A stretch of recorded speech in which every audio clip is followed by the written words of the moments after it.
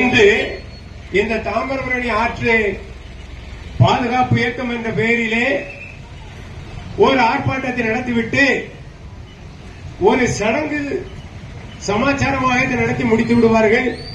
எத்தனையோ பேர்கள் வந்து ஒரு போராட்டம் ஆர்ப்பாட்டம் அறிவிச்சுட்டு அப்படி போயிருவாங்க.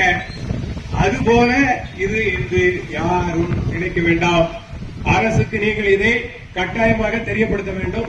நாங்கள் இன்று தொடங்கி இருப்பது முதற்கட்ட பணி. இந்த ஏரல் பகுதியிலே இந்த தாமிரபரணி ஆறு அழிக்கப்படுவதை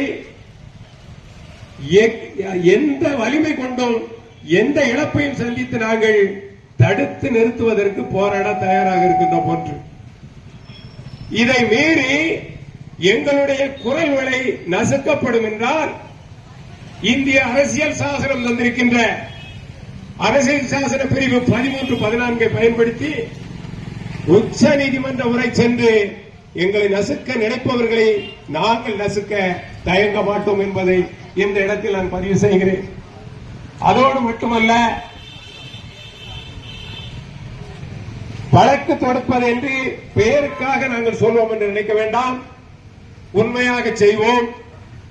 ஏனென்றால் நான் எதற்காக இந்த இடத்தில் பதிவு செய்கிறேன் என்றால், இதையும் காவல்துறை அரசுக்கு தெரியப்படுத்த வேண்டும். இந்த போராட்டத்திற்கு நாங்கள் ஏற்பாடு செய்தால் ஒரு அலட்சிய பார்வையில் நாங்கள் என்ன செய்ய முடியும்? சாக்கடை எங்க கொண்டு விட முடியும்? குப்பை எங்க கொண்டு கட்ட முடியும் என்று பேசி நக்கல் செய்தவர்கள் இருக்கிறார்கள்.